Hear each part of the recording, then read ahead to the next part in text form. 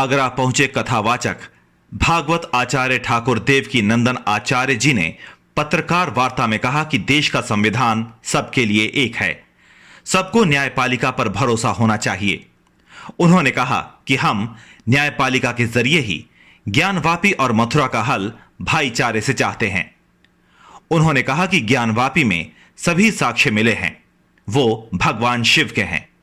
उन्होंने कहा कि हम कोर्ट से मांग करते हैं कि इन साक्ष्यों के आधार पर भगवान शिव की पूजा अर्चना होनी चाहिए, जिसके लिए कोर्ट एक पुजारी की व्यवस्था करे।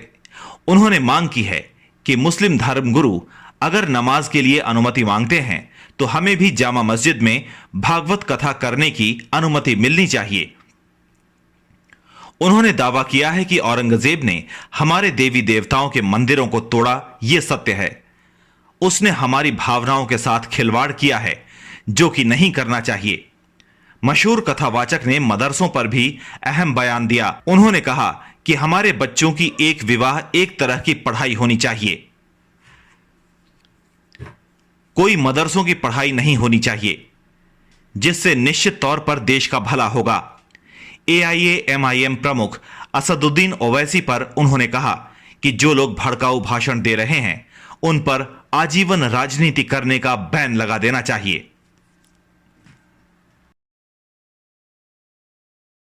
मेरे लिए मेरे आगे दो की लड़ाई बाकी है, एक ज्ञानवापी मंदिर और एक मथुरा। इन दो की लड़ाई मुझे लड़ने दीजिए। आप सब जितने भी सनातनी हैं, हम संविधान के माध्यम से, संविधान का पालन करते हुए कानून के माध्यम से हम ये लड़ाई लड़ना चाहते हैं। आप हमारा साथ दीजिए।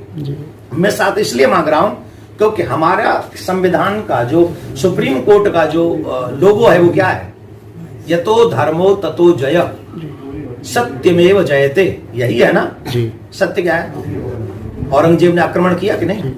सत्य क्या है? उसने हमारे देवी देवताओं के मंदिरों को तोड़ा कि नहीं? सत्य क्या है? उन लोगों ने हमारी भावनाओं का के साथ खिलवाड़ किया कि नहीं? हमारी बहन बेटियों की अस्मिता लूटी कि नहीं? यही सत्य है ना।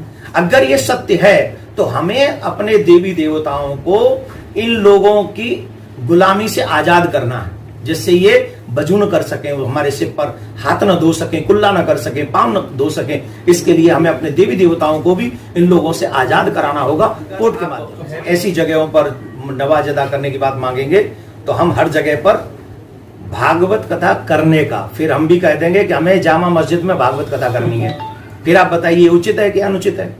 तो जो प्लेस हैं उन प्लेसों को वहां रहने दिया जाए, और जो हमारे आध्यात्मिक पुरातन स्थान है वो हमें कानून के माध्यम से या भाईचारे के माध्यम से। 53 साल पुरानी लड़ाई हम लोग लड़ रहे हैं और आगे भी ये लड़ाई जारी तब तक रहेगी जब तक हमारे शिव जी को हम आजाद न करा लें। आप सबके माध्यम से एक और प्रार्थना करना चाहता हूं, जब तक इस केस पर निर्णायक फैसला कोर्ट न दे तब तक एक पंडित जी की व्यवस्था कर दी जाए, जिससे वहां शिव जी का अभिषेक होता रहे। क्योंकि हमारे देवी देवता बिना पूजा के, बिना मंत्रों के उनको शुद्धिकरण नहीं हो सकता। इसलिए एक पंडित जी, चाहे वो प्रशासन की देखरेख में जाएं, वहां पूजा करें, अभिषेक करें। ऐसी मांग में आपके चैनलों के माध्यम से करता हूं। धन्यवाद।